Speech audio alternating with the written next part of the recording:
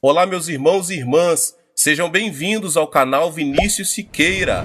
E se você ainda não é inscrito aqui no canal, se inscreva aqui no canal e não esqueça de ativar o sininho das notificações.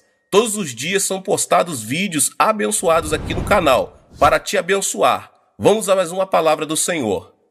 A mentalidade pode ser dividida em duas partes: o pensamento da carne e o pensamento do espírito. A Bíblia ressalta quanto é importante viver segundo o pensamento do Espírito e não no pensamento da carne. Em Romanos, no capítulo 8, diz: quem vive segundo a carne tem a mente voltada para o que a carne deseja. Mas quem vive de acordo com o Espírito tem a mente voltada para o que o Espírito deseja. A mentalidade da carne é morte, mas a mentalidade do Espírito é vida e paz. A mentalidade da carne é inimiga de Deus, porque não se submete à lei de Deus, nem pode fazê-lo. O ensino bíblico de que a morte e a vida estão em poder do pensamento é muito forte. A mentalidade influencia a nossa atitude.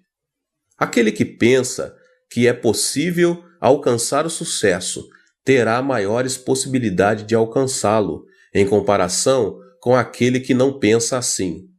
Se pensarmos que algo não é possível, a mobilidade de nossa atitude também será reduzida.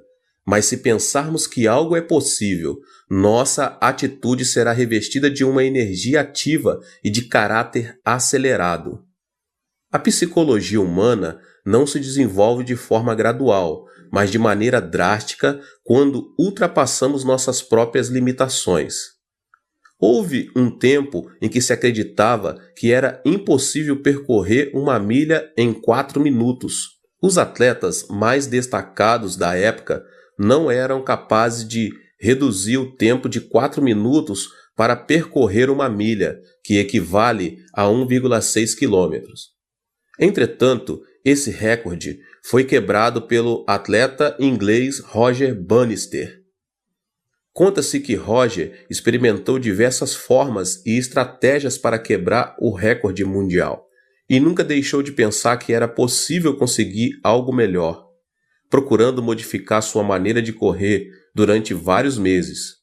Em 1954, Roger foi o primeiro atleta que rompeu a barreira dos 4 minutos. A partir daí, as corridas de média distância deram início a um novo período de desenvolvimento. Entretanto, os demais atletas não tentaram mudar este estilo de correr. O que Bannister fez foi mudar a mentalidade de não é possível para sim, é possível. Essa mentalidade é que produz uma mentalidade de atitude. Acreditar que é possível conseguir algo abre uma nova possibilidade para uma atitude diferente. A mentalidade influencia o nosso corpo. Ao imaginar uma cena que vimos num filme ou lemos um livro, jornal ou revista, ocorre uma reação física em nosso corpo. Por exemplo, uma imagem cômica nos faz sentir mais leves e ativos. Uma imagem de um filme de terror acelera os batimentos cardíacos, ao passo que uma imagem romântica causa excitação. É por esse motivo que os esportistas primeiro disciplinam mentalmente, para depois dar início ao treinamento físico. Existe uma forte inter-relação entre a mentalidade e a reação física. Os treinadores e preparadores físicos fazem todo tipo de esforço para motivar sua equipe. Os praticantes de tiro ao alvo se disciplinam mentalmente com a finalidade de obter calma e autoconfiança. Os atletas e nadadores são disciplinados a prever sua capacidade competitiva. Segundo estudos realizados, esse tipo de disciplina produz contração muscular no momento da competição. A atitude mental influencia também a saúde física. Uma pessoa que padece de câncer viverá de acordo com o seu pensamento sobre isso. Ou seja, aqueles pacientes que pensam constantemente em sua morte não vivem por muito tempo, o que é totalmente diferente daqueles que pensam positivamente e não perdem a esperança. A mentalidade produz resultados positivos quanto negativos. Ela é algo invisível aos nossos olhos Entretanto, é um elemento importante da quarta dimensão que determina a terceira dimensão. Mude sua mentalidade e verá como sua vida será transformada como resultado dessa mudança. Há 4 passos para a mudança da mentalidade. O passo número 1: pense como Deus pensa. O otimismo incondicional é uma mentalidade humana. Incorpore a maneira de Deus pensar a sua por meio da meditação na palavra. Examine, esquadrinhe, arrependa-se e mude sua mentalidade por meio da oração. A mentalidade influencia a emoção, a atitude e também nosso corpo físico. O pensamento positivo é um elemento que pertence à quarta dimensão humana, mas também não é uma chave mestra que soluciona todos os nossos problemas. Uma mentalidade forte se baseia na palavra, no espírito e em nossas orações.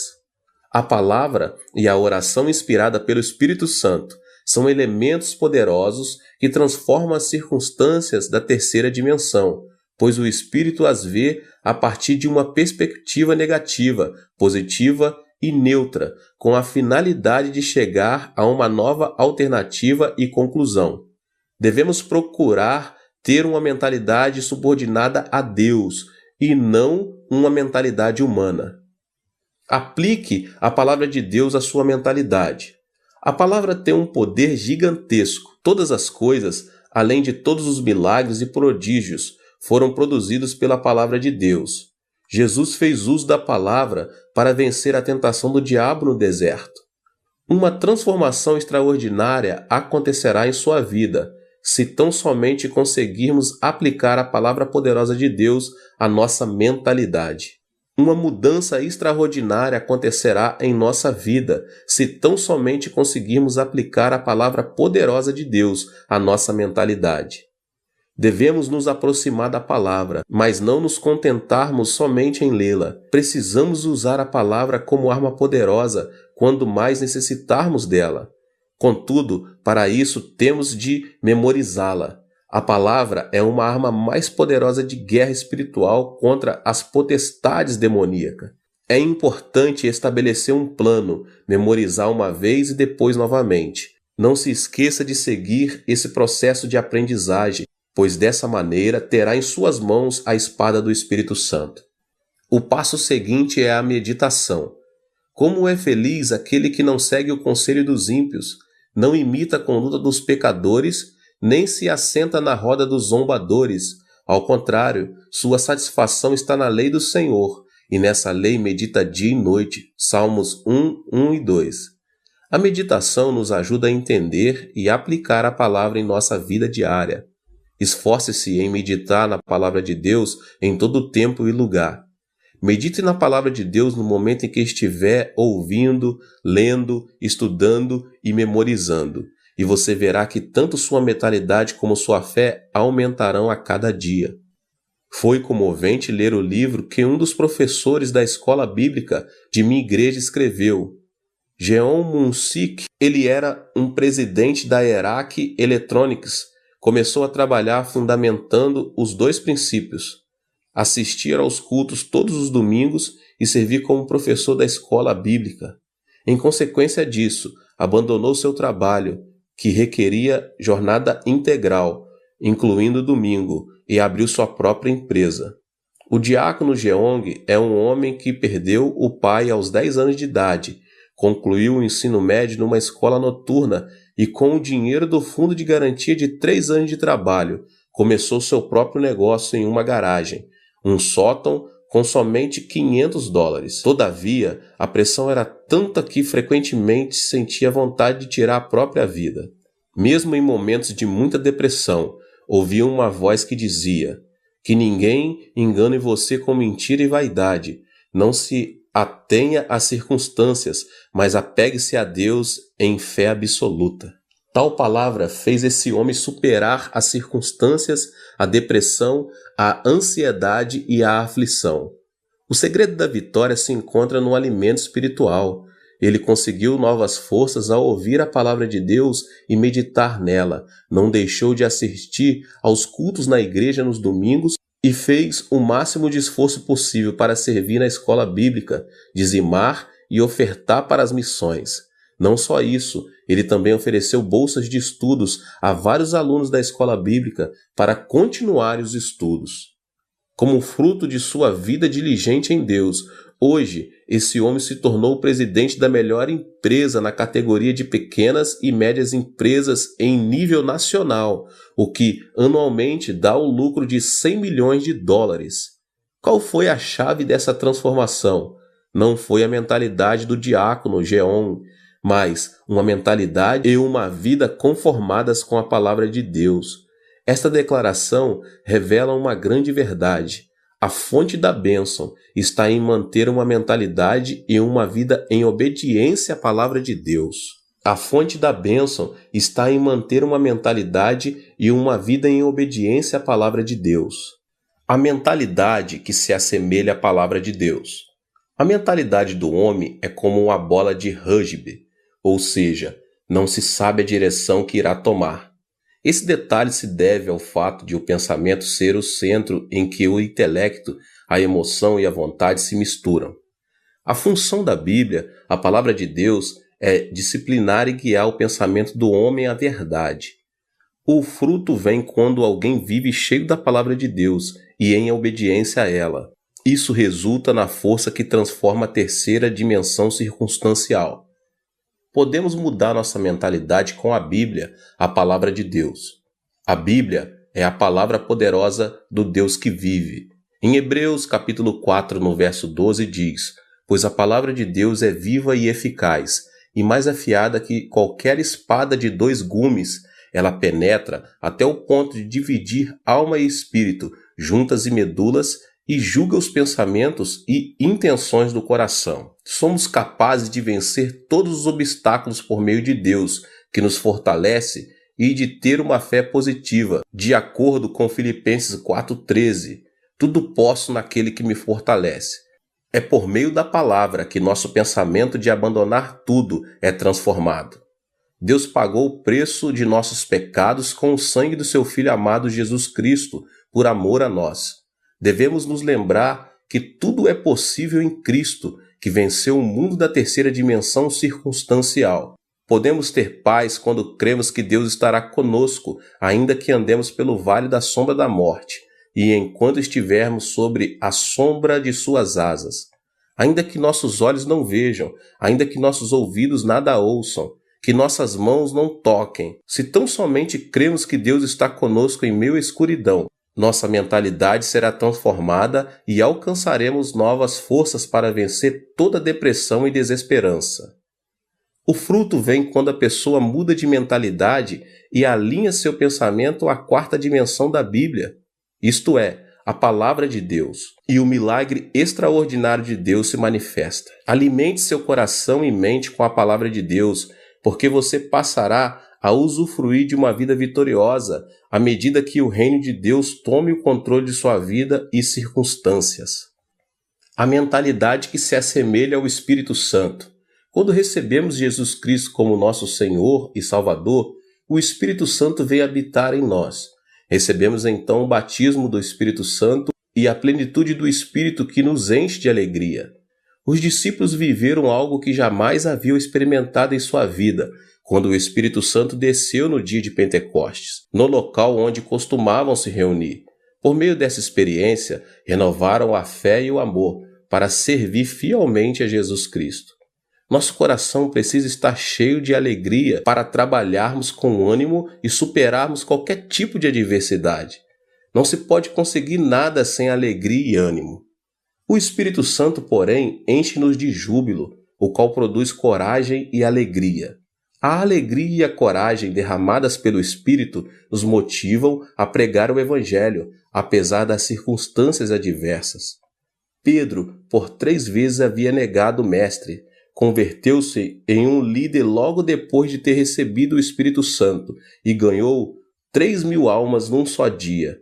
No dia seguinte, ajudou um aleijado de nascença que estava mendigando na porta do templo a andar e levou 5.000 pessoas a arrepender-se de seus pecados. A coragem do Espírito Santo faz que tenhamos temor ao proclamar o Evangelho, para a vida ou morte, para êxito ou fracasso, para crescimento ou declínio, não por nossa força, mas por obra do Espírito Santo.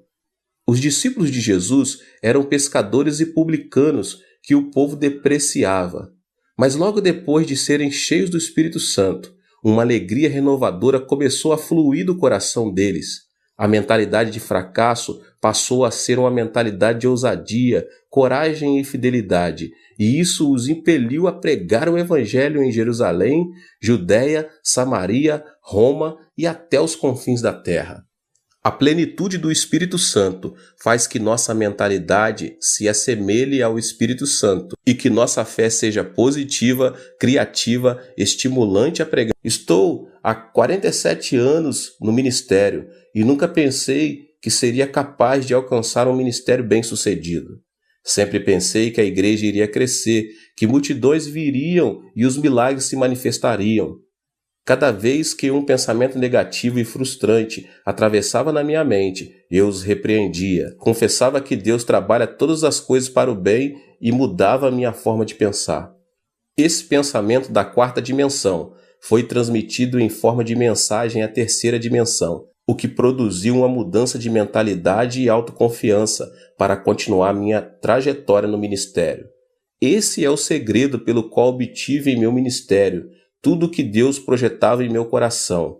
Tudo o que pensei em fé se manifestou em minha terceira dimensão. Em 1960, durante a ditadura militar do comandante Park Geun-hye, começou um movimento de progresso econômico em meu país. Era uma época em que a população começava a se concentrar na cidade de Seul e a grande maioria se estabelecia nos povoados pobres, na própria cidade de Seul. Nossa igreja declarou essa área a Rua dos Céus, endereço número 1, porque sabíamos que Deus nos sustentaria nos momentos mais críticos. Eu e a pastora Choi começamos a pregar o evangelho naquela área, com sede em Soedaimon, por meio de um grande movimento do Espírito Santo. Deus quer nos batizar com o Espírito Santo. Por intermédio do Espírito Santo, podemos falar em línguas e receber novos dons do Espírito. Recebam o Espírito Santo. Pregamos enfatizando bastante o batismo com o Espírito Santo e seus dons. Mas, acima de tudo, havíamos iniciado um movimento chamado Semaum, Novo Coração, que consistia em renovar o coração. Nessa ocasião, o presidente Park me chamou um dia para ir à Casa Azul e me fez a seguinte pergunta: Pastor Cho, não tem aí uma ideia para renovar nossa nação e transformar as regiões rurais? Diante da pergunta, não tive dúvidas em lhe responder: Senhor presidente, primeiro devemos mudar nossa mentalidade. Inicie um movimento chamado Semaum para que o povo comece a pensar de modo positivo. Lembre-se de que há uma igreja em cada canto do país. Inicie esse movimento por meio das igrejas e algo miraculoso acontecerá. Imediatamente, o presidente Park chamou o ministro do Interior e lhe disse: o pastor Cho me aconselha a começar um movimento chamado Semaum para renovar a mentalidade da nossa gente. O que o senhor pensa disso? Boa ideia, disse o ministro. Só que noto um tom religioso. Que acha de mudarmos o movimento para Semaú, Novo Povo? O presidente pediu minha opinião.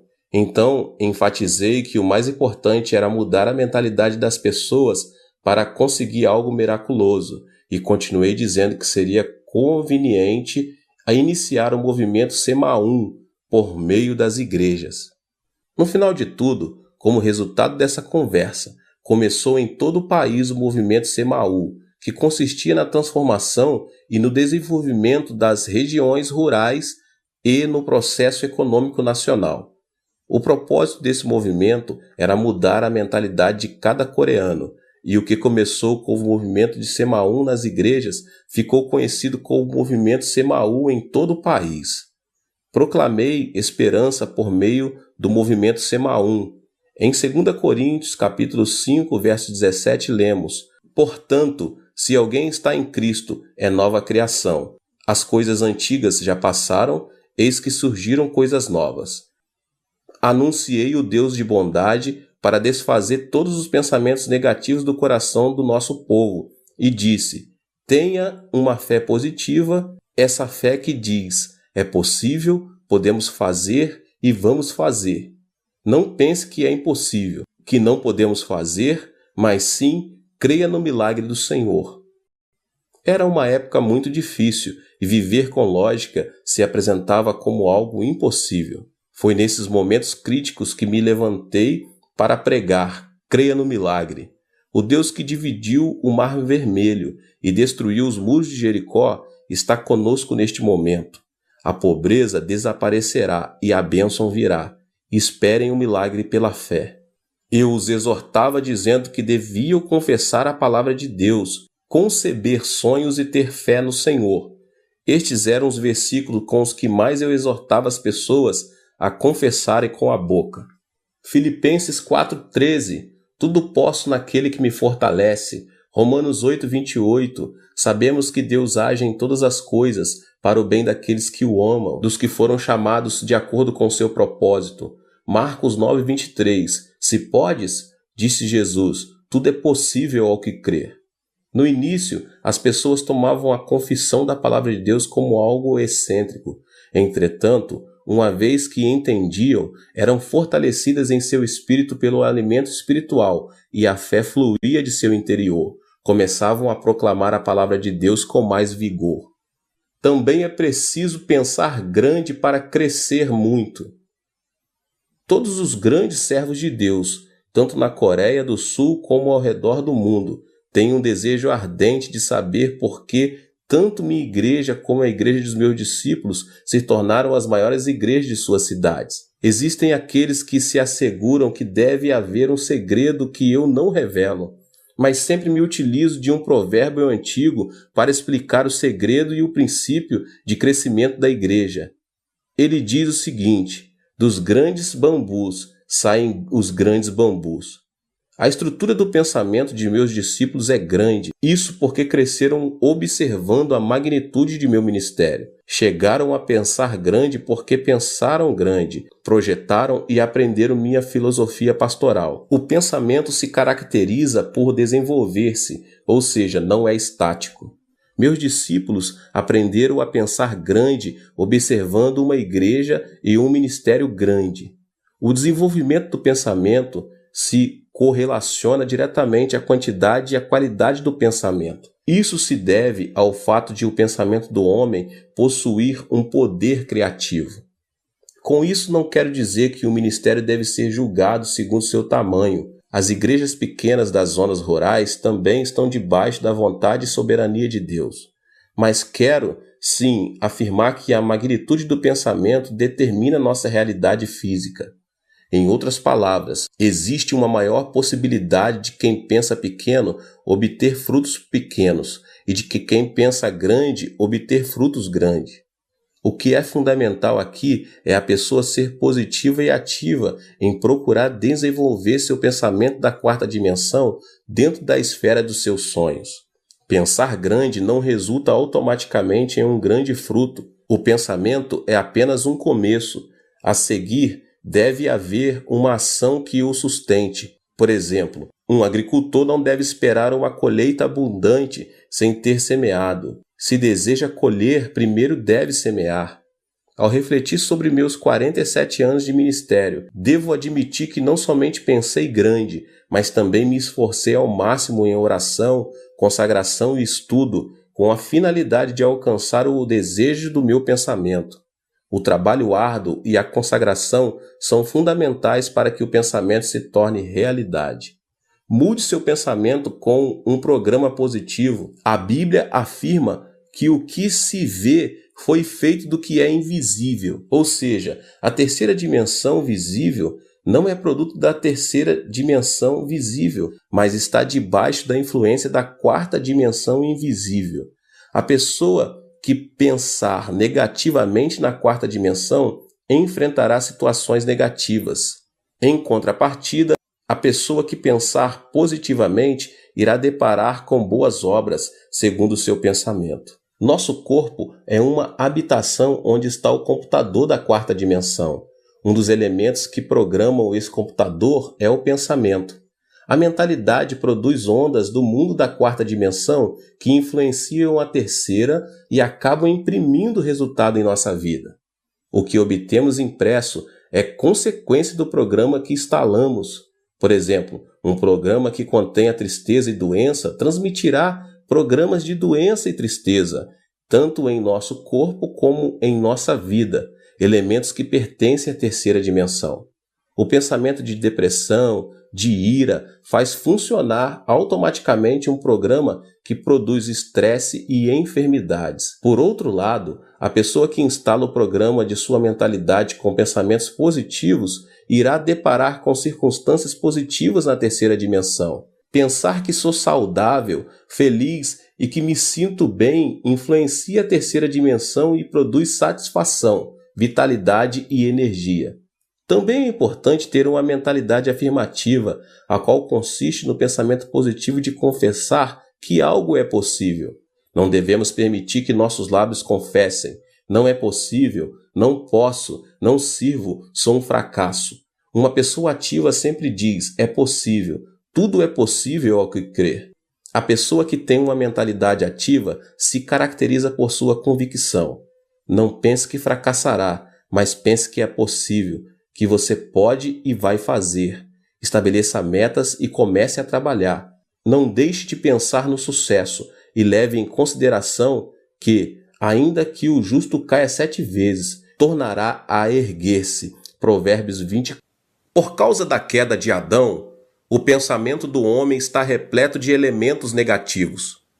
Se não quebrarmos a ira, a desesperança e a frustração, elas continuarão crescendo incontrolavelmente.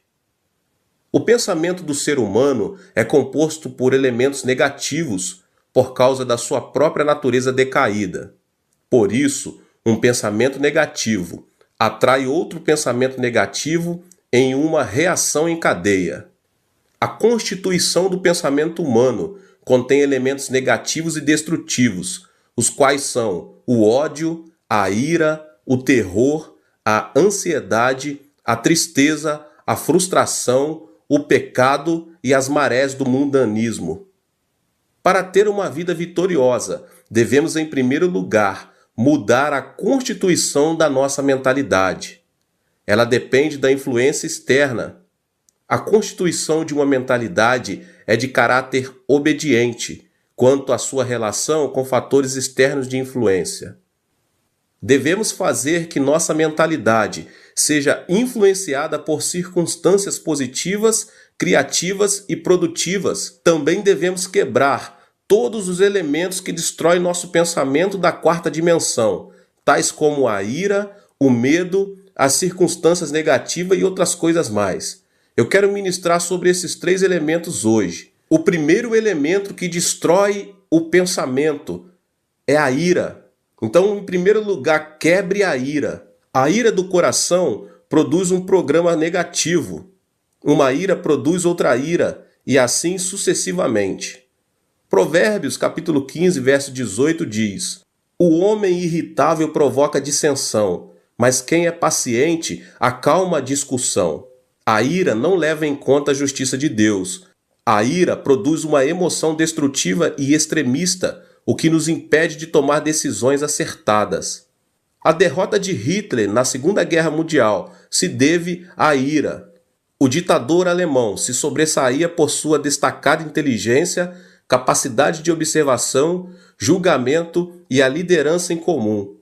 Mas, por causa do seu caráter irascível, seus subordinados não se animavam a lhe dar informações que o irritassem. Quando estava em plena batalha contra os ingleses e os franceses, tirou a arma principal da zona norte de combate e a colocou na antiga União Soviética, o que se revelou uma decisão infeliz e lhe custou a derrota.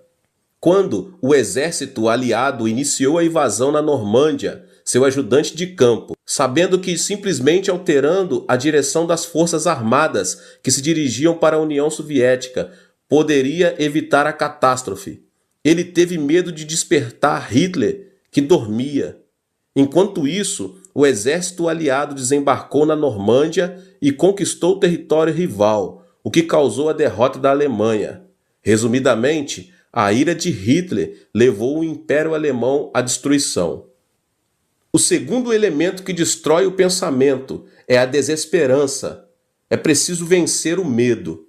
Devemos vencer o temor que gera a ansiedade, o medo, a tristeza e a frustração do coração, visto que essas emoções reduzem a esperança e a vitalidade e nos fazem cair num poço de depressão. Em 1 João 4,18 diz: "No amor não há medo. Ao contrário, o perfeito amor expulsa o medo, porque o medo supõe castigo. Aquele que tem medo não está aperfeiçoado no amor. O medo supõe castigo." Isso quer dizer que, se tememos o câncer, teremos o câncer como castigo. Se tememos a pobreza, seremos castigados com pobreza. Se tememos a guerra, receberemos guerra como punição. O medo da tristeza tira a esperança do coração. A tristeza é como uma chuva que molha e inunda o coração. De modo que, se uma pessoa guarda a tristeza em seu coração, sua vida se tornará negativa e a pessoa ficará exposta à desesperança. A tristeza é inevitável nesta vida. Muita gente sorri externamente, mas uma chuva de tristeza inunda seu interior. A tristeza é um elemento que faz a constituição de nossa mentalidade ser negativa. O medo da frustração também tira o desejo de viver. O único caminho para superar a ansiedade e a frustração em meio à aflição é ter esperança em Deus, somente em Deus. O terceiro elemento que destrói o pensamento é a frustração. É preciso superar as circunstâncias negativas. Todos nós nascemos em um mundo negativo. Vivemos em um mundo onde a maldição sobeja e alcança nosso ser, uma vez que pecamos contra Deus e fomos destituídos do jardim do Éden. Crescemos em um ambiente em que se proclama que é impossível, que não podemos e que viver significa sofrer. Os telejornais informam notícias negativas, dentre as quais a corrupção política, a evasão fiscal, os escândalos financeiros por parte das empresas e outras coisas mais.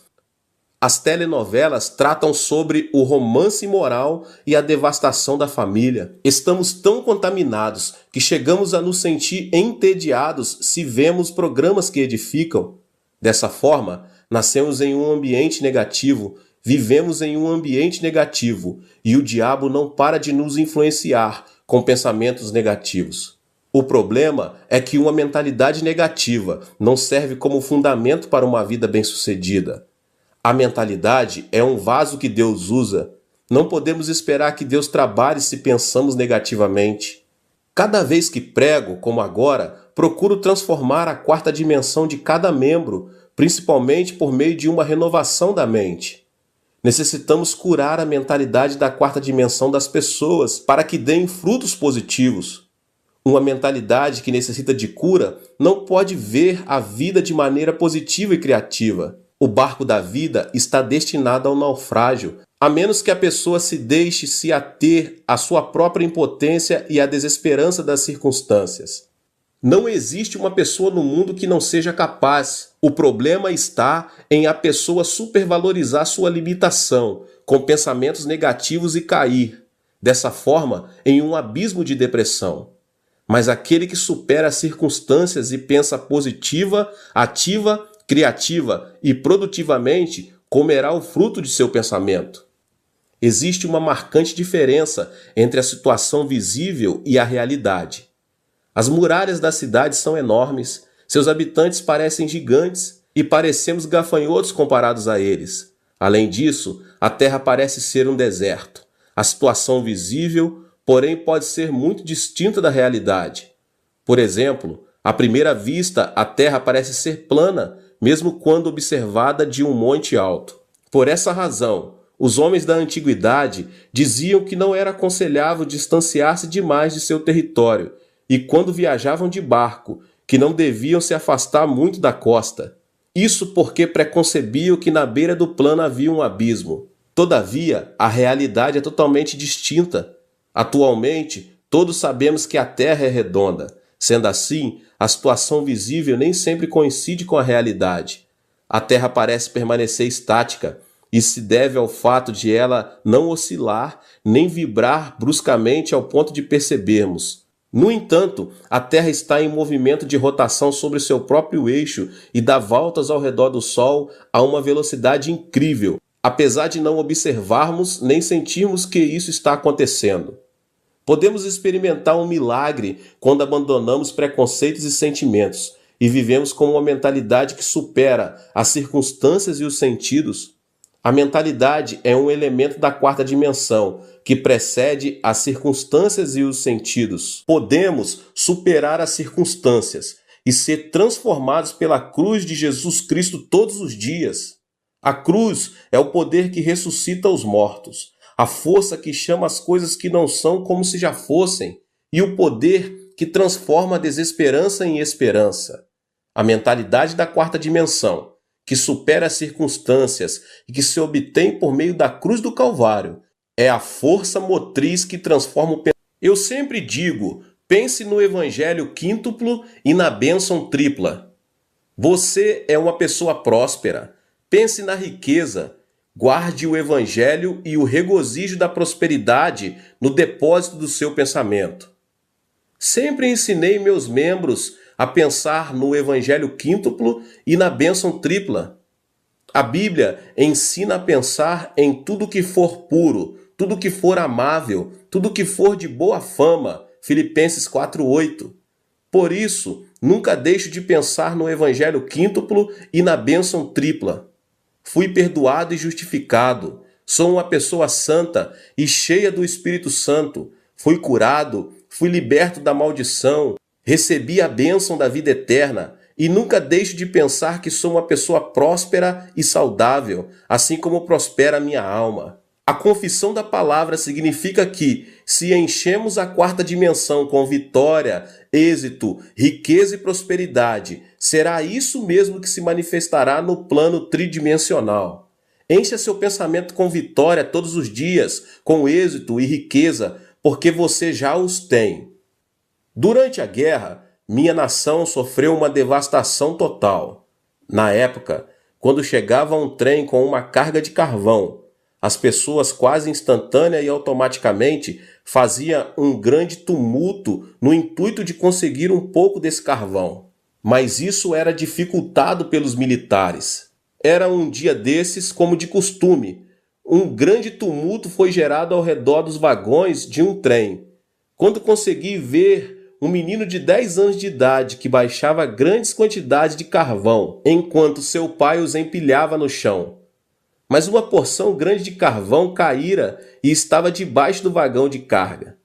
De repente, ao ouvir os passos dos militares, as pessoas começaram a descer do trem. Foi então que, no intuito de ficar com essa grande porção de carvão, o menino enfiou-se debaixo do vagão, até que se ouviu um ruído do movimento do trem. As pessoas começaram a gritar. No entanto, ninguém se arriscava a se aproximar do trem para salvar a vida do menino. Então, de repente, um homem correu em sua direção. Era seu pai. O homem conseguiu tirar o menino, mas não pôde sair a tempo, e o acidente lhe custou a vida. Morreu instantaneamente. Mesmo agora, quando penso naquele incidente, tenho uma sensação de terror. O pai do menino, sabendo que morreria em questão de segundos, logo depois de tirar o filho, fez sinal com a mão para que ele se afastasse o mais distante possível. O trem arrancou e o pai do menino morreu. Pensei, por que esse homem salvou a vida do menino, sabendo que poderia vir a morrer? Ele não poderia continuar vivendo e ter outros filhos? Por que deu a vida por seu filho? Eu era apenas um aluno da escola secundária e não conseguia entender o que os pais sentem por seus filhos. Mas hoje que sou pai de 3 filhos, posso entender o porquê. Não existe uma teoria ou lógica que explique o amor de um pai. O amor é mais forte que a morte e impulsiona a pessoa a dar a vida por seu filho. Aquele homem sacrificou a vida por amor a seu filho, mesmo tendo a possibilidade de manter-se indiferente e assim salvar-se. O mesmo acontece com Deus. Deus, por amor a nós, quis nos salvar, mesmo pagando um preço muito alto. Por isso enviou seu Filho amado Jesus Cristo. Foi Deus mesmo quem encarnou e morreu na cruz. Podemos ser corajosos ao compreender o amor de Deus, e esse Deus está conosco. É isso que representa a transformação da mente na esfera da quarta dimensão.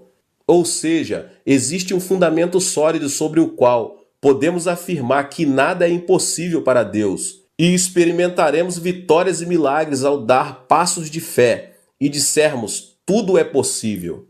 Meus irmãos, a ressurreição de Cristo é o fundamento da nossa riqueza.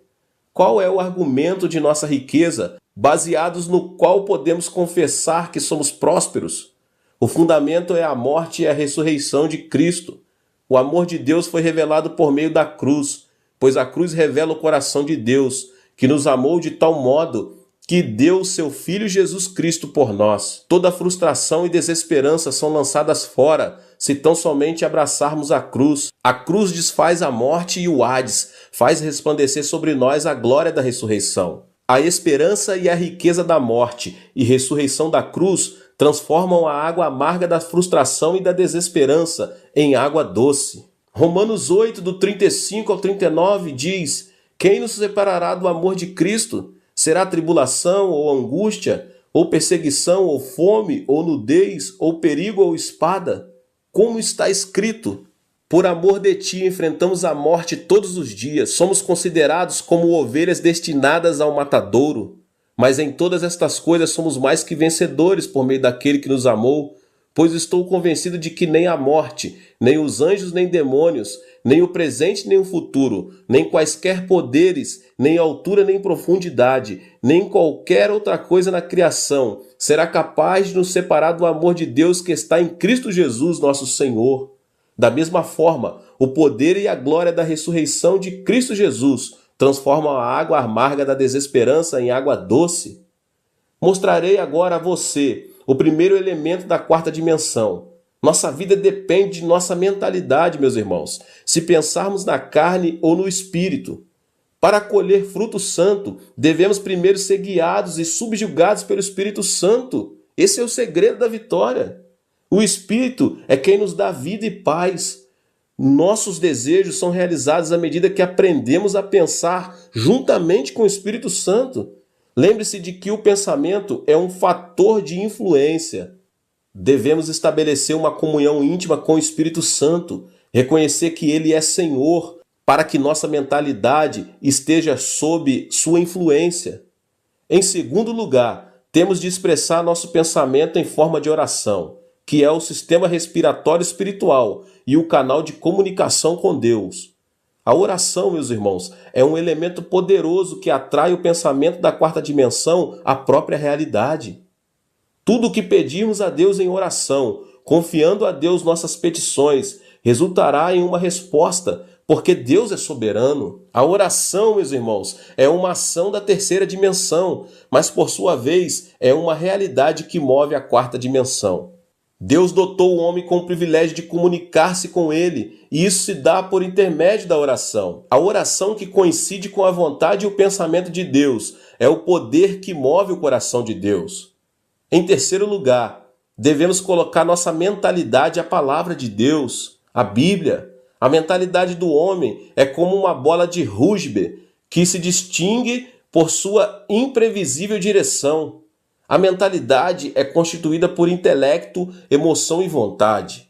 Dessa forma, a única maneira de manter nossa mentalidade no caminho certo é por meio da Bíblia, da Palavra de Deus, a meditação na Palavra de Deus. As circunstâncias da terceira dimensão mudam quando nossa mentalidade fica sujeita e obedece à Palavra de Deus. De maneira que é nosso dever, meus irmãos e irmãs, de transformar nosso modo de pensar.